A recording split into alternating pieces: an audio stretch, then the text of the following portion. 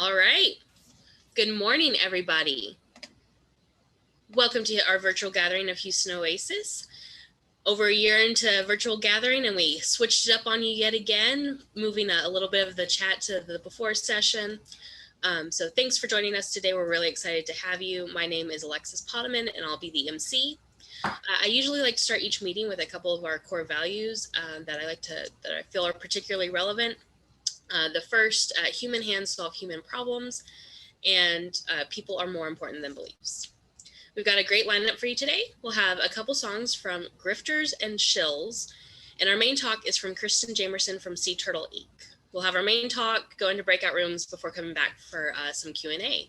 So let's go ahead and get this morning started with a couple songs from Grifters and Shills. Well, thanks so much, Alexis, and good morning, everybody. It's a pleasure to be here, and thank you very much for having us, y'all.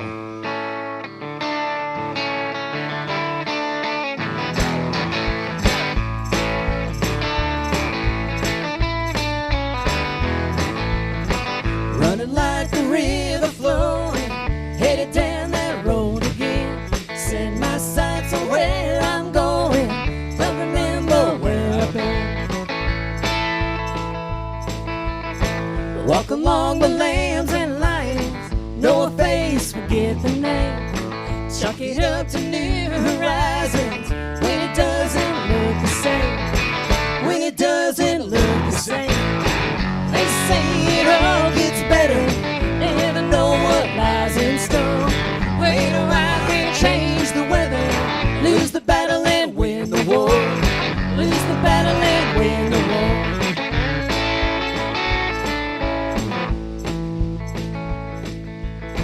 In a world of ifs and maybes, ain't a thing that's guaranteed. Hug your friends and love your babies, be the one somebody needs. Run away and join the circus, find forgiveness in the frame. Hold on tight and live on purpose, shine some light along the way. Shine some light along the way. They say it all gets better, never know what lies in store. Wait around, can't change the weather, lose the battle and win the war. Lose the battle and win the war.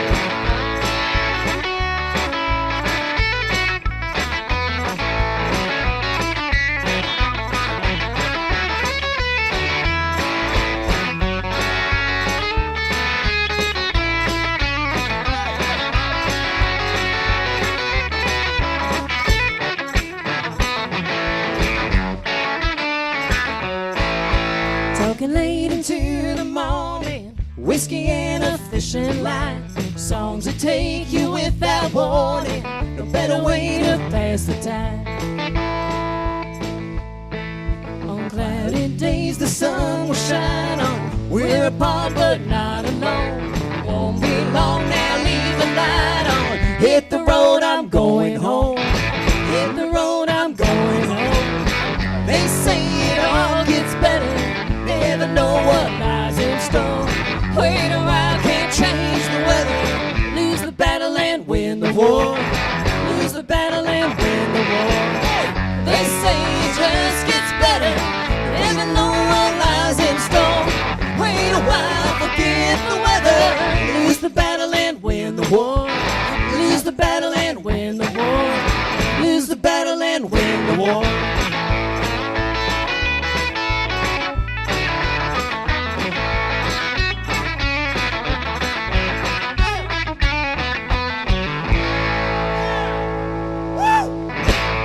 Good morning, everybody. Good It's morning, so nice y'all. to be here with y'all. Thanks for having us. It's our pleasure to be here. It is absolutely our honor to be here. We didn't know we were going to be here about 2 hours ago, and so we thank Brian Schrock for reaching out to us and involving us in this. We have been involved in the Galveston Bay Oasis quite a bit, but it's nice to be with y'all here at the Houston Oasis. Thank you for the opportunity to play these songs that we write here in our house, our pandemic-decorated house. Yeah, we'll play another. This is a good wake-up song right here. This one's called Left, Right, Left. I hope that coffee's kicking in for y'all. It's kicking in for us, and it's going to help.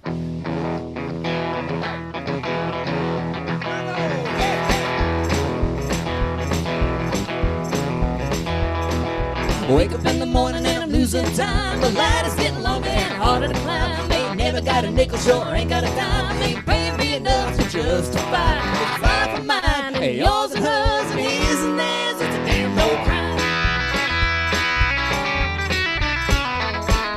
Picking up the pieces and holding the slack, we're flying to the top, but you're walking back up on the hog and they're having a ball. But don't you worry, nothing gonna keep it all. This life of mine, hey, yours and hers and his and theirs, goes left, right, left, left, right, left, left, right, left, left, right, left. Keep it going in a straight line, double time, left, right, left. Spin it all up and knock it all down. They say the devil done it if there's no one around. Brush it off with a smile, hide the dirt on their hands, and give you all the glory just as quick as I can. With this life of mine, hey, yours and hers and his and theirs, goes left, right, left, left, right, left, left, right, left, left, right, left. Keep it going in a straight line, double time, left, right, left.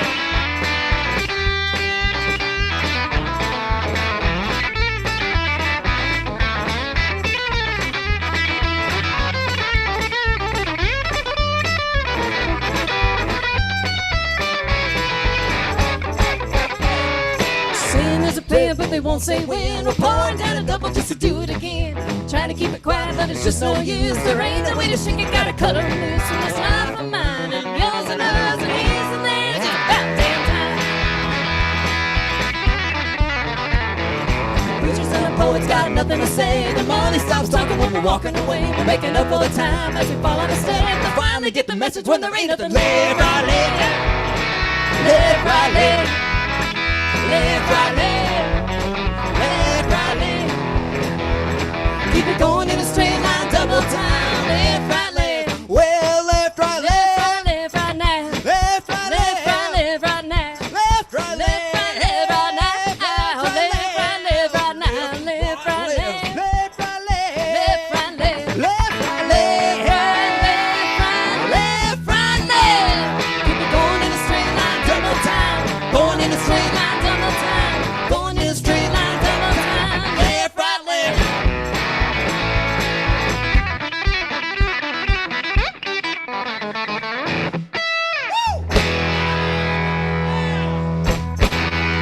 All right, thank you guys. Thanks so much. Thank you, and thank you so much for being here this morning.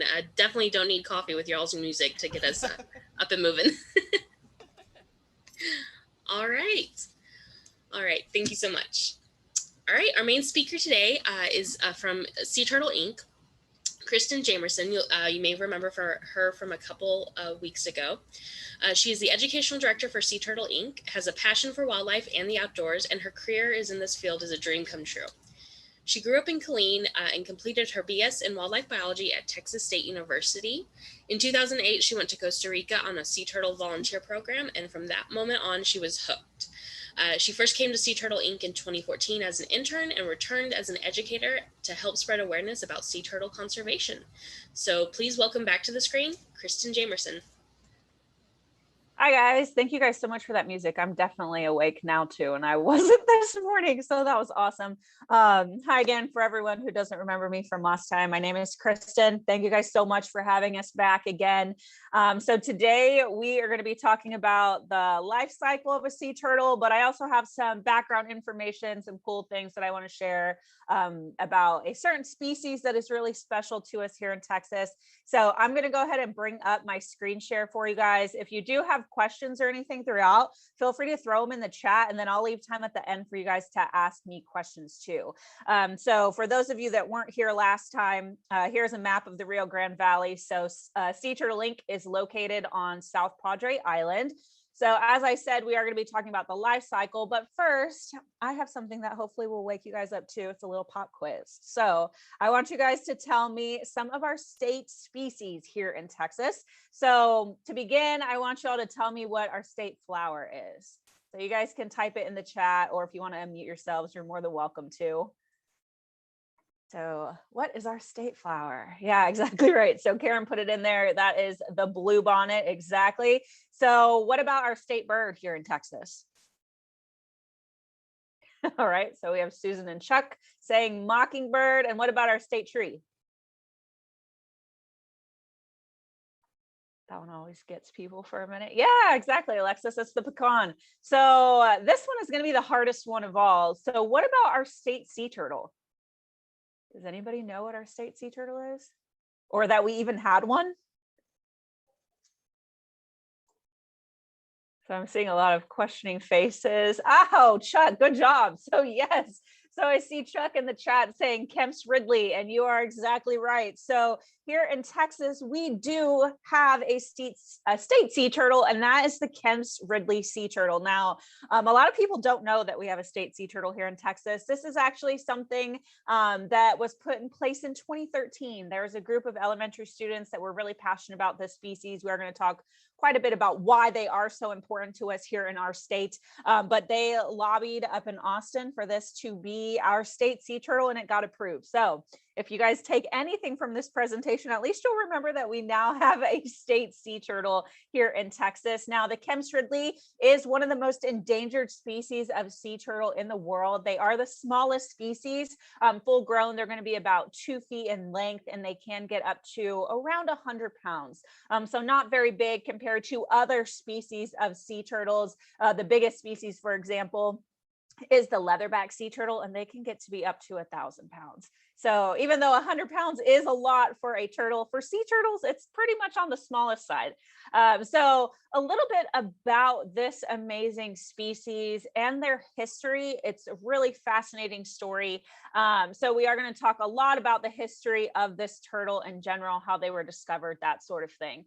So for the longest time, the Kemp's Ridley was known as the Riddle Turtle. Biologists didn't really know where this species came from. They would encounter them whenever they were out in the Gulf of Mexico, but they had never seen this species nest. So it was a big mystery. They actually thought that the Kemp's Ridley was a hybrid of some sort of 2 other turtles, and that's why it kind of looked so different compared to the other species that we see here.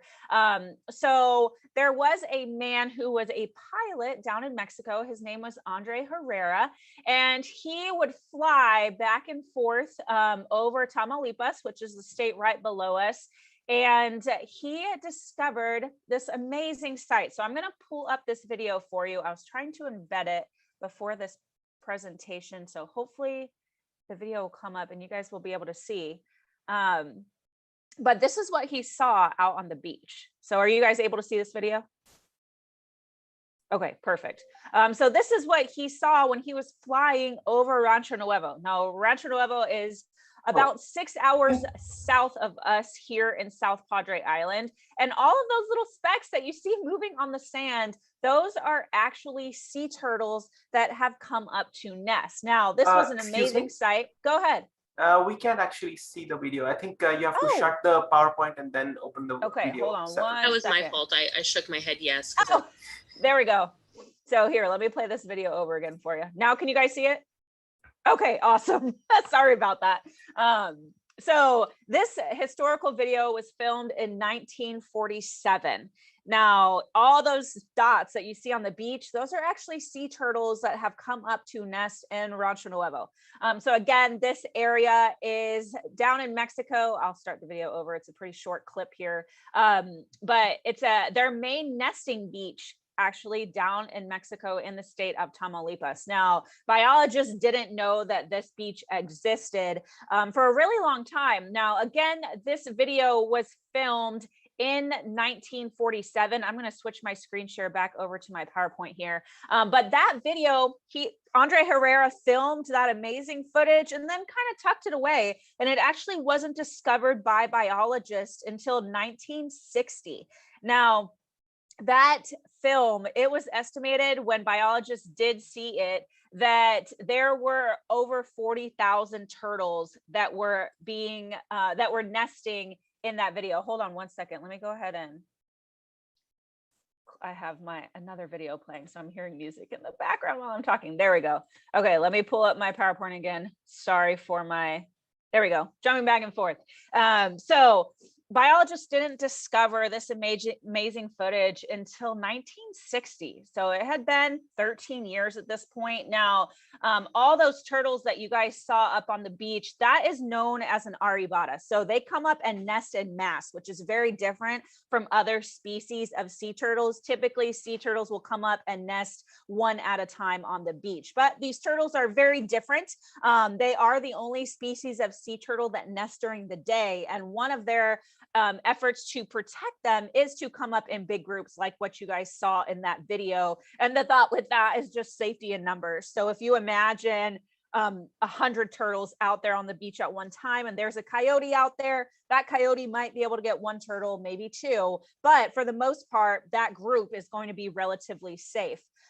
So if you guys imagine I hold a carton of eggs and I drop it on the ground, what's going to happen with those eggs? Let me pull up my chat box here.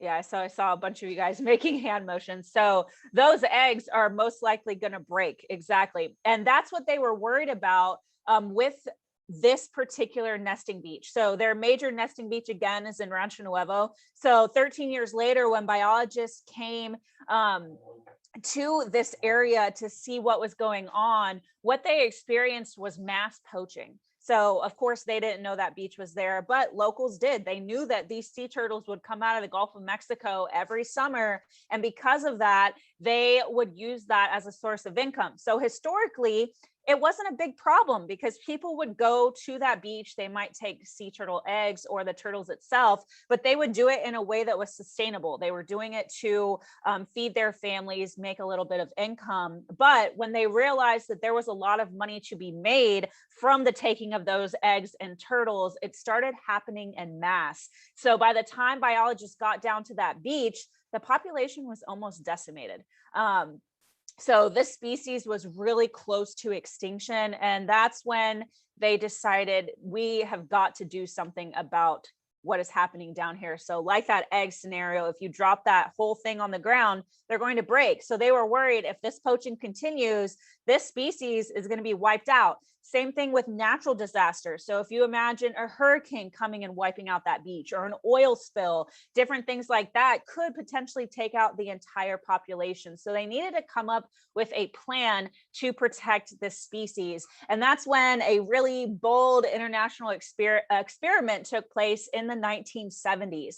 So for those of you that aren't familiar, we are going to talk about the life cycle here in a second, but sea turtles, whenever they hatch out of their nest, they imprint on the beach where they are born. So they're going to return back to those same beaches as adults to lay eggs of their own. And because of that phenomenon, they knew that if they were to incubate turtles wherever they wanted to, in theory, those hatchlings would emerge as adults in the future to come up and nest wherever those eggs were incubated. So their plan was to actually go down to Rancho Nuevo, collect eggs and bring them up to Texas and incubate them. And this actually took place up in Galveston.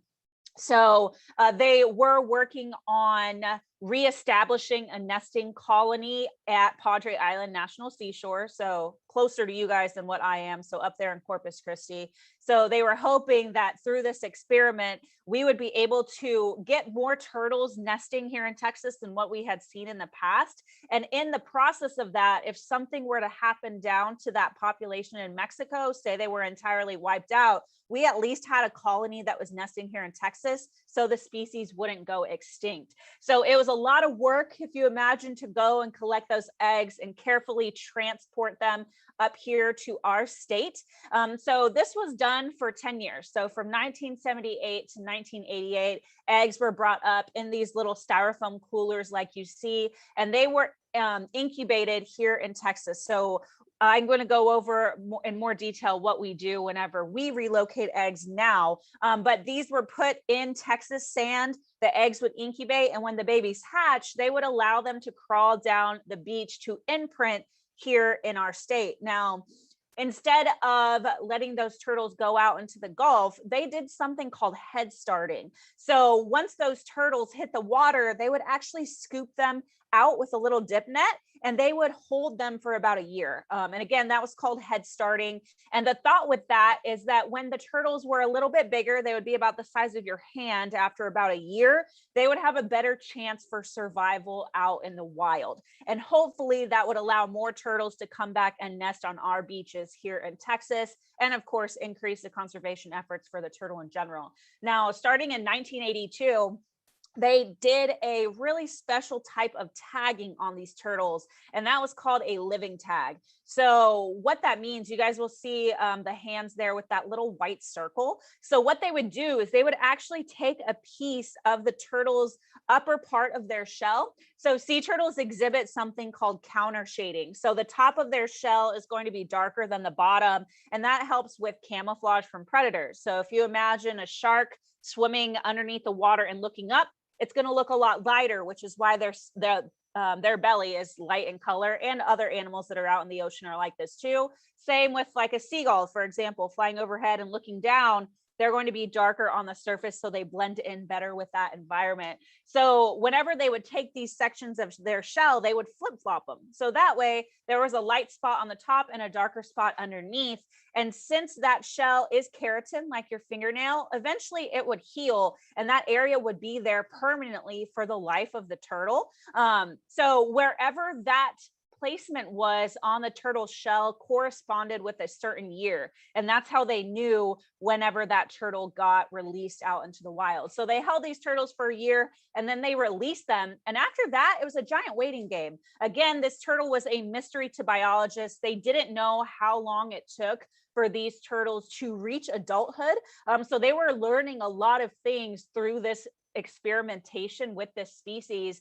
So after about 8 years, they started patrolling Padre Island National Seashore looking for turtles. Now, typically sea turtles reach adulthood way later than that. But again, this turtle was such a mystery. They didn't know if this turtle reached adulthood well before the other species or not. So they wanted to make sure that they didn't miss any turtles. Now, they patrolled for years and years and didn't find anything. And I can't even imagine working this project. I imagine it would have been really frustrating for these biologists to be out there and not find anything year after year, but it's hard to give up because you want to protect this species as a whole. So finally in 1966, they did get a turtle that came up to nest that these biologists actually encountered that had that living tag. So at that point, they were able to tell roughly what age these turtles reach maturity at and when they would start to come back to return on this nest now, or return to nest on these beaches. So again, what they were hoping was that they were to see a lot of turtles returning because they held them for a year for that Head Start program, and they didn't see the return that they hoped. So even though turtles were coming back to nest on the beaches, they thought those numbers were going to be a lot higher. So now we don't Head Start turtles, but I am going to go into the different efforts that take place today. And they are similar to what we did back then, with the exception of holding these turtles for a year. So now into the life cycle, you guys kind of got the brief history of the Kemp's Ridley, which is really fascinating.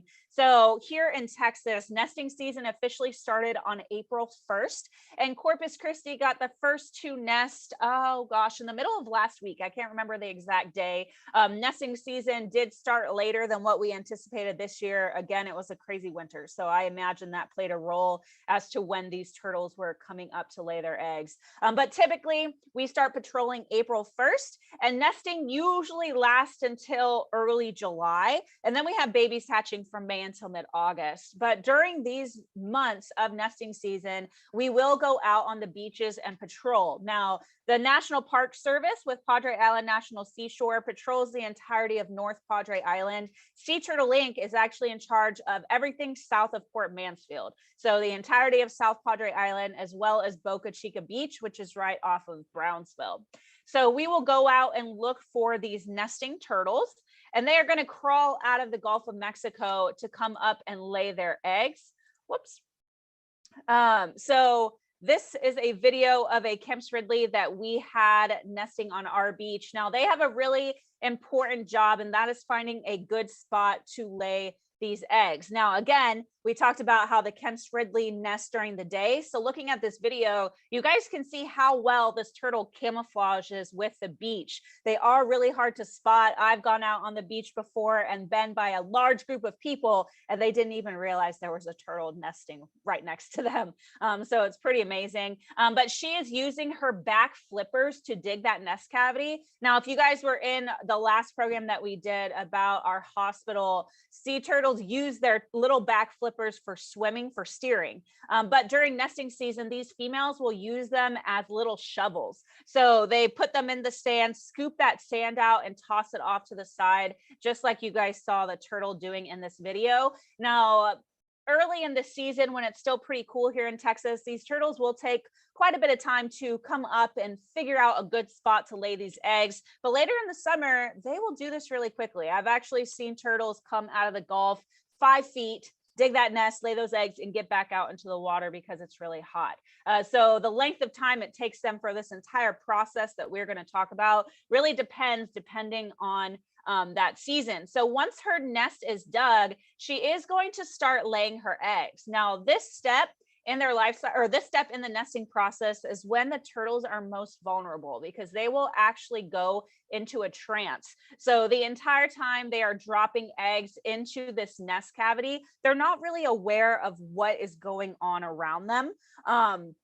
So I am going to tell you guys about what we do in terms of nest conservation and the data that we collect on these nesting turtles. We try and collect the majority of this data whenever the turtles are in that trance because they aren't going to get disturbed by us coming up to them, and they will continue laying their eggs until they're done. So this picture will kind of give you guys an idea as to what a nest cavity looks like underneath the sand. So these eggs are roughly the size of a ping pong ball. They're pretty small. And then for the Kemp's Ridley, that nest cavity is going to be about as deep down as your elbow in the sand. So it is a pretty decent sized hole. So once these turtles lay their eggs, they will disguise that nest from predators. So sea turtles are different from other types of animals. They will not stay with that nest. They won't come back and check on it. They lay quite a few eggs to help the chances of survival for these hatchlings. So how many hatchlings do you guys think will actually make it to be an adult?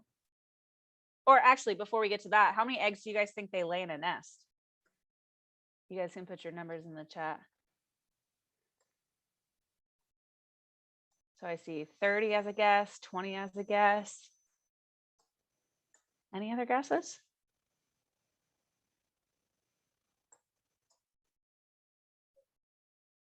$40 to $30. So Alexis said her son guessed 100.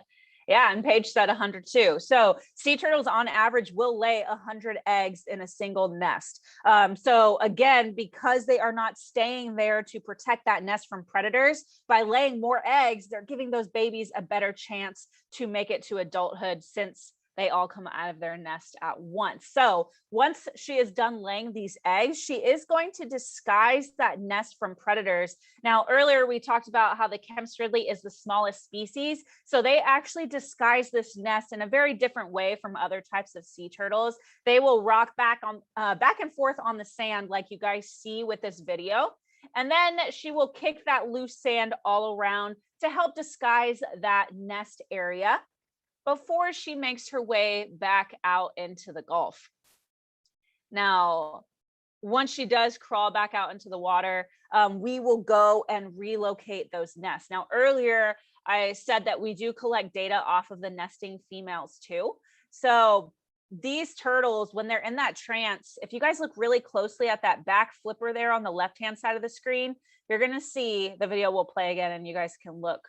You guys will see a little metal thing on the back of that turtle's flipper. That is a tag that we place on her so we can identify her in the future when she comes back to nest again. So we put tags on all of our turtles. We take measurements of them. We take photos. There's a lot of different things. We also take biopsy samples. So we'll take a sample to get DNA from the turtles as well. So there's a lot of different things that we do whenever we encounter a turtle. And then once she safely makes it back out into the Gulf, that's when the nest relocation process begins. So here in Texas, there are a lot of threats that sea turtles face out there on the beach. Not only the nesting turtles, but these hatchlings too. So go ahead and type into the chat. What are some threats that you guys think a nesting turtle might face, or even a sea turtle hatchling?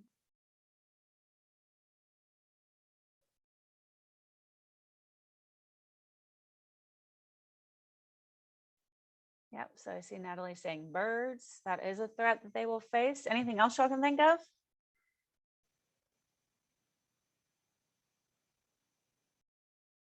Yep, so more sharks whenever they're out in the water. What about up on the beach?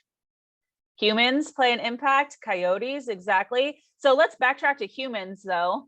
So here in Texas, our beaches are really unique compared to other places where you might go. So do you guys know what we are allowed to do on our beaches here that you might not be able to do in other places?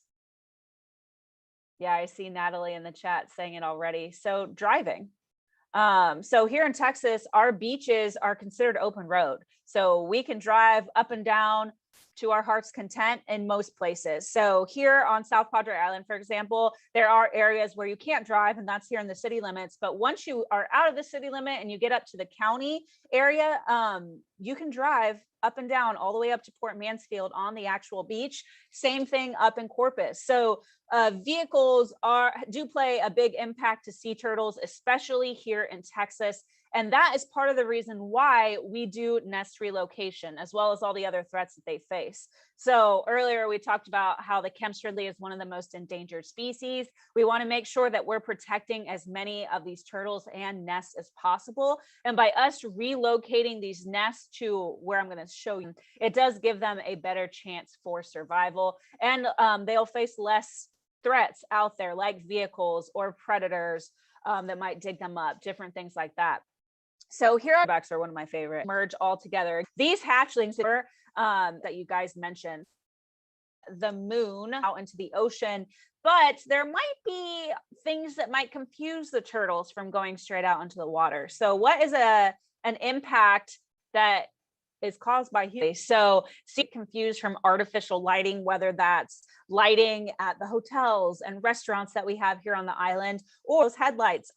That we've been 5 miles north of hatchlings are there. They're going to start swimming, and that is going to provide them with protection. Now, if you guys look at this picture, it's going to give sargassum. Now, can you guys tell me what your best guesses are? What do you guys think sargassum is?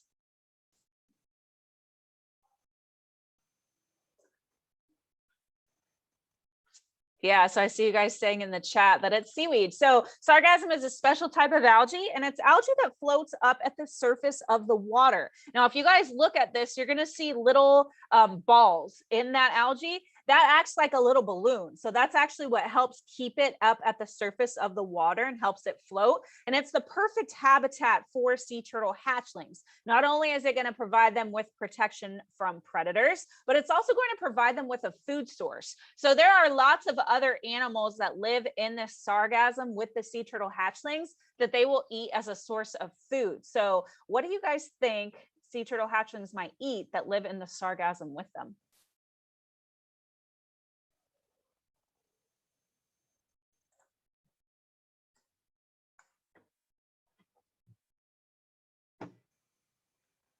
Any guesses? Yeah, I see fish and crustaceans, little crabs, fish, squid. Good answers. Yeah. So there are lots of little critters that will live in the sargassum with these hatchlings, things like tiny fish, little crabs, little jellies, little shrimp, different things like that. So it's going to provide them with an awesome food source. And as I said, these turtles are going to stay in this sargassum for the first couple years of their life. And the longer that they stay, the more they're going to eat and the bigger they are going to grow. Now, this video is a post-hatchling Kemp's Ridley that we had in our hospital a few years ago now. Right now, we don't have any patients this small. We haven't had any this small in quite some time, but every once in a while during nesting season, we will get post-hatchlings that wash up on the beach, like this little turtle that you guys are looking at. And this little turtle, we have actually dropped a little crab in the tank with him, which he actually drops out of his mouth here in a second, which you guys will see. But this is exactly what they do whenever they are out in the sargassum too. Now, the more they grow, they are going to eventually become juvenile sea turtles. So a juvenile sea turtle is anywhere from 2 to 25 years old, depending on what species you're looking at. For the Kemp's Ridley, those turtles reach maturity between 10 and 13 years old. So much younger than some of the other species of sea turtles out there. Now, here are some Kemp's Ridleys that we have in our hospital. We did get quite a few Kemp's Ridleys that got flown here from Cape Cod. And we're going to talk about Cape Cod here in a second. Now, after a couple years, that sargassum is not going to provide them with as much protection as it did when they were small. So juvenile sea turtles will migrate to different habitats out in the ocean. So what are some habitats that you guys think we might find juvenile sea turtles migrating to? What do you guys think?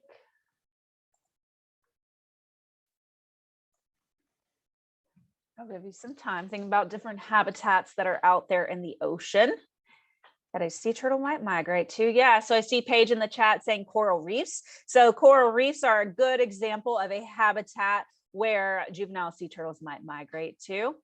Here in Texas, we actually have an abundance of seagrass in the Laguna Madre, the big bay that runs up the Texas coast. So that seagrass is a good food source for green sea turtles. So here in Texas, we actually have foraging grounds for them. You can also find these turtles migrating through the open ocean, going into other bays and estuaries looking for food.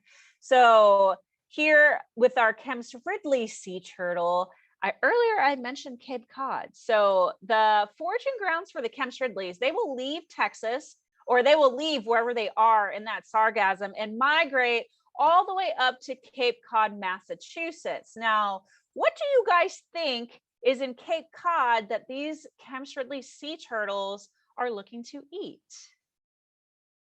Any guesses? So I see clams, that's a good guess. So it's not clams that they're looking for, it's something else. Cod, good guesses.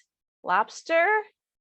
So the Kemp's Ridley's main source of food is actually, there we go, Sebastian got it. It's actually crabs. So blue crabs are the main source of food for this turtle. So like we have foraging grounds for green sea turtles with our vegetation in the bay here in Texas, the blue crabs up in Cape Cod is actually what attracts the Kemp's Ridley to their foraging ground up north. So the turtles will migrate all the way up to that bay system. And there are other foraging grounds for the Kemp's Ridley on their migratory path north as well. So they will stay in these bays feeding on crabs. Now, earlier I mentioned that the Kemp's Ridley reaches maturity between 10 and 13 years old, and those turtles will then migrate back to Texas waters. So here are some of our patients over in the hospital, and food was dropped into their tank. So here at Sea Turtle Inc., we do feed our turtles a variety of seafood. Now, this tank that you guys are looking at is actually one of our hospital tanks. Sea Turtle Inc. is a sea turtle hospital, and we get turtles that come in for a wide variety of reasons. For those of you that weren't in the presentation we did last time, we see a lot of natural causes like predators. We also see some human impacts too. So boat strikes, entanglement, consumption of trash, different things like that. So here we feed our turtles a mixture of seafood. So we'll give them shrimp, mackerel, which is a type of fish, as well as a shrimp. So if you guys do have any questions about our turtles, feel free to put them in the chat and I will answer them for you. So we have quite a few turtles in this tank. These are all green sea turtles. So these are not Kemp's Ridleys. Green sea turtles are the primary species that we get in our hospital. And again, that has to do with our bay because of all the seagrass that's out there. Now, this turtle that's up on the screen right now is Wolverine. And Wolverine is actually here because that turtle was hit by a boat. So they do have lungs just like we do. They have to come up to the surface to take a breath of air. And unfortunately, when Wolverine did that, he was hit by a boat propeller. So that's what all those 5 gashes were in the back of his shell that you can see pretty well there. The other turtles you might have noticed have yellow on the back of their shells. Those are actually their names. So when we have a lot of patients in our hospital at one time, it can be pretty difficult for our rehab staff to tell the difference between who is who, especially when they're all the same species and they're similar in size. So by putting their names on their shell, that makes it much easier for them to tell which turtle is which whenever they need to pull them out for medications. So these guys are having a little feeding frenzy here. So again, if you have questions, go ahead and put them into the chat and I can answer them for you. So we have a lot of turtles over in our hospital. We've been pretty fortunate that we have been able to release quite a few since the weather is starting to get nice. I don't know about you guys. We had a ton of rain the last few days. I think it was rainy all over Texas. I see a lot of you shaking your head. Yes. But it's warm, which is way better than that freeze that we experienced in February. So can't complain about that. But because of this warm weather, we are able to get a lot of turtles back out into the Gulf where they belong. So let's see, I didn't see any questions coming into the chat. So the Kemp's Ridleys, once they reach that adult age that we talked about, they're going to migrate all the way back to Texas for the turtles that we did release here on South Padre Island. And then they're going to come up and lay eggs of their own. So these adult turtles, we talked about how sea turtles imprint whenever they're very small, and they do return to those same beaches where they once hatched themselves. So this is a picture of a nesting Kemp's Ridley that we had here on South Padre a few years ago. And chances are that 10 or 15 years prior to this photo being taken, this turtle was a little hatchling making her way out into the Gulf for the very first time. So we just talked about the Kemp's Ridley. We've talked about the history of the species and the life cycle. So are there any questions that you guys have about anything that I've talked about so far? If you guys do have questions, you can put them in the chat or you can unmute yourselves however you want. And what we probably will do is go ahead and take a quick break here. Give people a chance, especially on Facebook and YouTube, to put some questions in their chat so we can get them over here, and give everyone in here a chance to think up some questions. And I see we already got one in the chat already. Oh, but this way, like, people can just kind of chat amongst themselves, stop or get some more coffee to think of some questions. Use that as a brain go juice. No problem. So we have a few minutes left before I have to run. So let's see. So Bob and Debbie are asking, how do the hatchlings know to dig upward out of the nest? That is a good question. And that has to do with temperature. So there's actually a lot, I'm going to stop my screen share. There are a lot of roles that temperature play in the sea turtle's life cycle throughout the length of it. So one thing that I didn't talk about when I showed you guys that picture of that nest cavity underneath the sand, sea turtles exhibit something called temperature dependent sex determination. So basically what that means is that the nest that these eggs, or the temperature that these eggs incubate at, will determine if these hatchlings emerge as male or female. So the warmer temperatures, there will be mostly females hatching. Cooler temperatures will be mostly males. So whenever the turtles are emerging from that nest cavity, if you imagine how hot it gets here in Texas and even down in Mexico for the Kemp's Ridley, that sand is pretty hot and we don't want to walk on it in the middle of the day without shoes on because it's going to burn our feet. So that's mainly why sea turtles won't emerge from their nest until nighttime, because they can sense those temperature variations in the sand as well. So as the temperature is cooling, typically that means it's nightfall and it's safe for those turtles to come up. We have had nests where hatchlings have emerged in the middle of the day and they've actually fried out there on the sand because the sand is just too hot. So that's how they know which way is kind of up and how to dig or where to go whenever they are underneath the sand, because that warmer temperature up at the surface, they're kind of guided upwards from those warm temperatures. And the bottom of the nest is obviously going to be quite a bit cooler.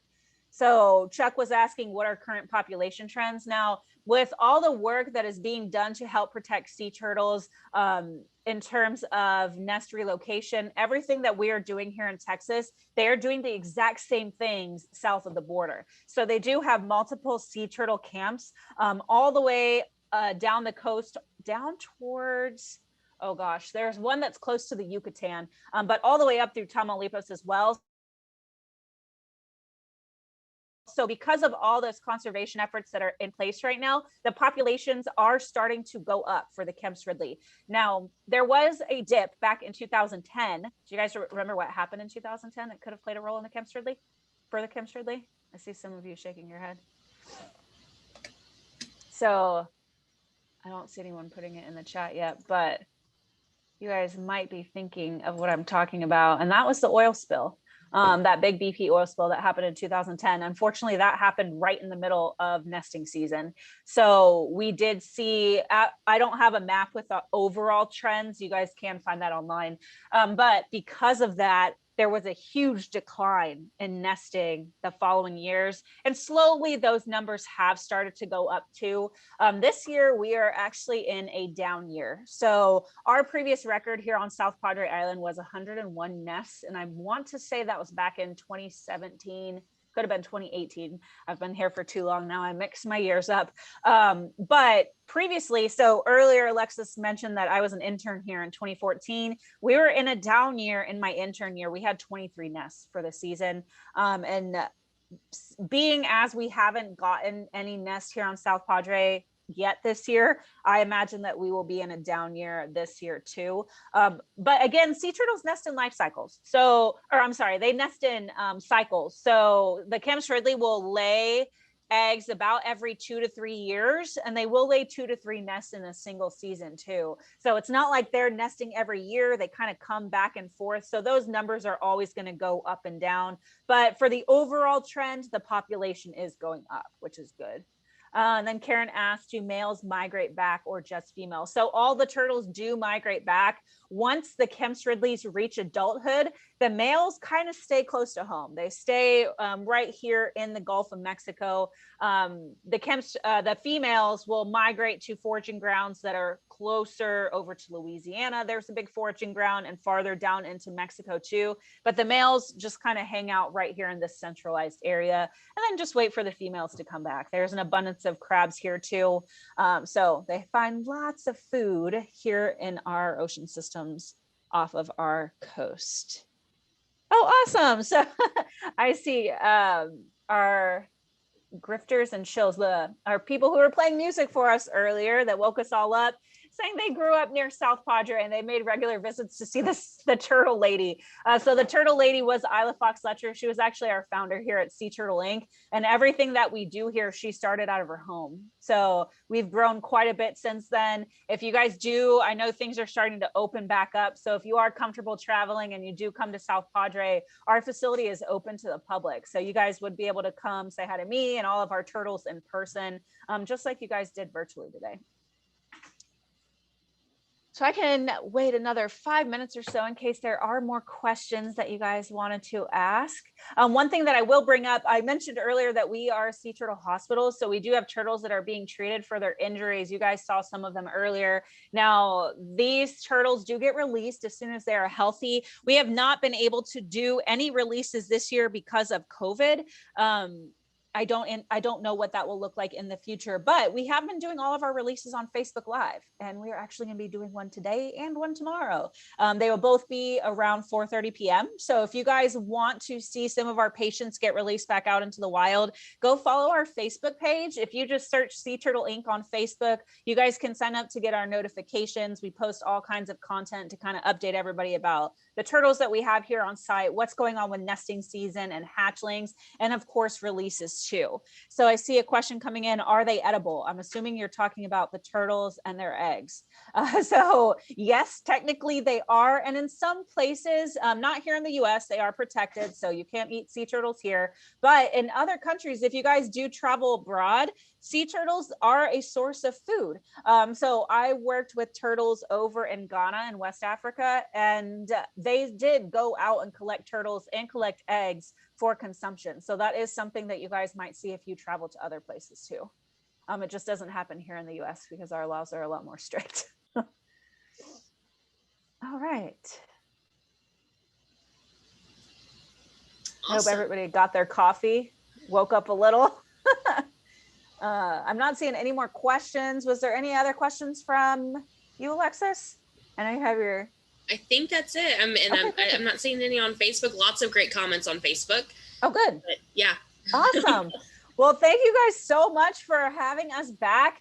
I hope that you learned a lot about the Kemp's Ridley, our state sea turtle here in Texas, and of course about their life cycle. Like I said, go follow our social media pages. We post lots of updates on there. If you guys want to learn more about what we do here at Sea Turtle Inc., you guys can go visit our website. It's seaturtleinc.org. There's lots of content on there for you guys to learn more about what we do. And if you do want to support our cause, there's an abundance of options on there for that as well. But thank you guys so much again for having us. I have to go run and talk to more people about turtles today, but I hope you guys have an awesome rest of your Sunday and a good rest of your week. Thank you. You as well. Bye, guys. Thank you so much. Thanks. All right. Very informative. Some of us, I think, learned that we actually even have a state turtle. That's something I did not know myself. All right. So before we have one final song from Grifters and Shills, we are going to post the link to donate in the chat boxes. While we're no longer meeting in a physical space, we are still paying the musicians and have some fixed expenses. So if you like what we're doing and you're able to, please consider donating. And with that, we'll have one final song from Grifters and Shills. Awesome. Thanks so much. We really enjoyed that. And again, we appreciate y'all, Alexis and everybody, for having us on this morning. It's a great way to start the day, and we look forward to seeing more of these from the audience perspective. And yeah, so cheers, y'all. We're gonna use our little 3-string cigar box to sing you on home. This one's called "Someday Somehow." We wrote this one during the pandemic as a way just to make sure someday somehow it's gonna be all right. It's gonna be all right. Here we go.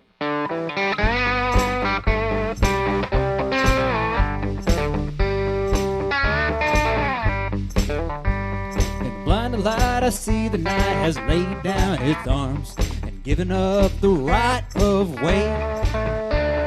It shines on my weathered face, puts rainbows in my tears. I'll hold tight and think of you, dear.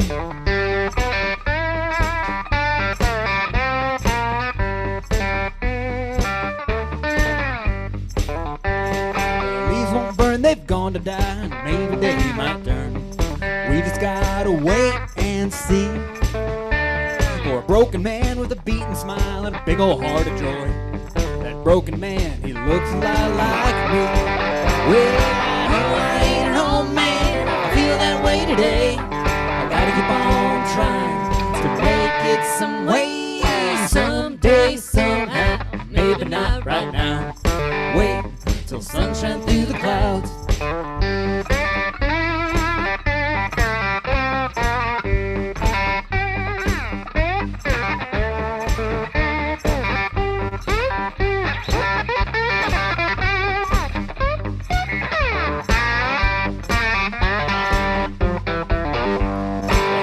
Up and I found myself not knowing where to turn. Maybe I'll get right again. Been beating down that burying ground, it ain't my time right now. Gonna drag it out until the sun goes down. Well, I know I ain't an old man, I feel that way today. Gotta keep on trying to make it some way. Someday, somehow, maybe not right now. Wait till sunshine through the clouds. I know I ain't an old man, I feel that way today. Gotta keep on trying to make it some way. Someday, somehow, maybe not right now. Wait till sunshine through the clouds. I said someday, somehow, maybe not right now. Wait till sunshine through the clouds.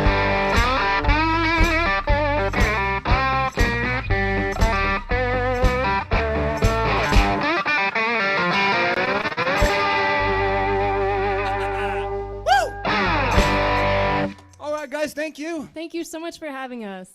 Thank you so much for being here. Really big thank you for being here today, especially since it was on very short notice. Oh, it was our pleasure. We just like, we got to make another pot of coffee. Let's do it. Right. So, thank you so much. Wonderful. Thank you.